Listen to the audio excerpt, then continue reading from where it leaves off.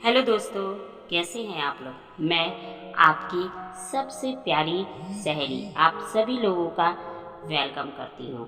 तो आज जो मैं आपके लिए लेकर आई हूँ वो है मन की शांति।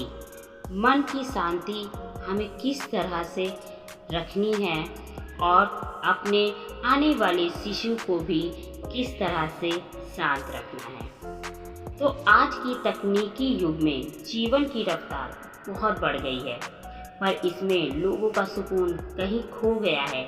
जीवन में डिप्रेशन, स्ट्रेस जैसी समस्याएं आ रही हैं और इससे बचने के लिए स्वामी विवेकानंद जी ने बताया है कि कैसे मन को एकाग्र किया जाए, शांति की तलाश करने की बजाय उसे कैसे महसूस किया जाए। तो हम लोग कहीं ना कहीं, अगर हम वास्तविक में शांति चाहते हैं तो हमें कहीं बाहर नहीं जाने की आवश्यकता है। हमें अपने भीतर की ओर ही यात्रा करने की ज़रूरत है। अपने अंदर मौजूद शांति को जगाना होगा, अपने मन को एकाग्र करना होगा। आज कहानी का शीर्षक यही है कि मन की शांति। तो ये जो स्टोरी है, इसके पहले मैं आप लोगों को बताना चाहूँगी कि आप लोग एक शांत जगह पर बैठ जाएं और अपनी आँखों को बंद कर लें। आँखों को बंद करके इसे ध्यान से सुने, क्योंकि हम सभी को पता है कि एक प्रेग्नेंट लेडीज़ जो कुछ सोचती है, सुनती है, उसका असर उसके शिशु पर होता है। तो चलिए मैं अपनी स्टोरी को स्टार्ट करती हूँ। एक राजा था जिसे चित्रकारी से बहुत ही प्यार था। एक बार उसने घोषणा की कि जो कोई भी उसे ऐसे चित्रकारी बनाकर देगा तो वह उसे मुंह मांगा इनाम देगा। फैसले के दिन एक से बढ़कर एक चित्रकार इनाम पाने की लालच में वहां आए। अपनी अपनी चित्रकारी लेकर राजा के दरबार में पहुंचे। एक एक करके सभी चित्रकारी राजा ने देखी और दो को अलग रख दिया। अब इन्हीं दोनों में से किसी एक को इनाम के लिए चुनना था। तो पहली पेंटिंग अति शांत झील की थी, जिसका पानी बहुत ही शांत था, साफ था, और उसका पानी इतना साफ था कि उसकी जो अंदर की चीज़ें थी वो भी साफ साफ दिखाई दे रही थी। उस पर हिमखंडों की छवि, उस पर नीला आसमान था। नीले आसमान पे रुई के जैसे गोले गोले सफ़ेद बादल तैर रहे थे। जो कोई इस पेंटिंग को देखता वो यही कहता कि शांति तो यही इसी पेंटिंग में दर्शा रही है, तो इनाम भी इसी पेंटिंग को मिलेगी। तो इसी तरह से दूसरी पेंटिंग जो दूसरी पेंटिंग रखी हुई थी, तो उसमें क्या थी कि उसमें बहुत तेज़ हवाएं चल रही थी, आंधी आ रही थी, बारिश हो रही थी, बिजली कड़क रहे थे, जो कि उनमें भी पहाड़ थे, बट वो बहुत सूखे और बेजान थे, है ना। और उसमें जो बादल थे वो गरज रहे थे, घनघोर वर्षा हो रही थी, तूफान आ रहा था, तेज़ हवाएं चल रहे थे, जिसके कारण पत्ते जो बहुत तेज़ी से हिल रहे थे। तेज वर्षा होने के कारण झरनों ने रौद्र रूप धारण कर रखा था।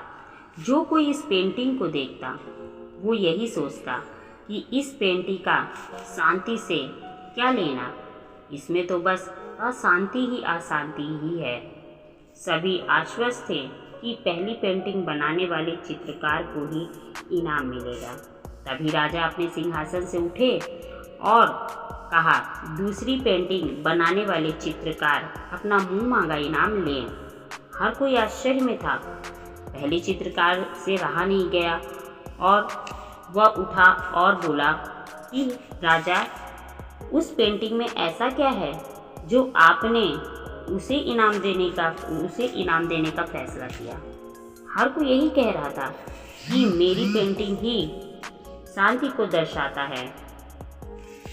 राजा बोले, आओ मेरे साथ आओ। फिर वे दूसरी पेंटिंग के पास गया और बोला, देखो इस पेंटिंग को ध्यान से देखो। तेज बारिश में झुके हुए पत्ते, तूफान में इस पेड़ की डाली को देखो। इस पेड़ पर कैसे एक चिड़िया कितनी कोमलता और शांतिपूर्वक अपने बच्चों को दाना खिला रही है।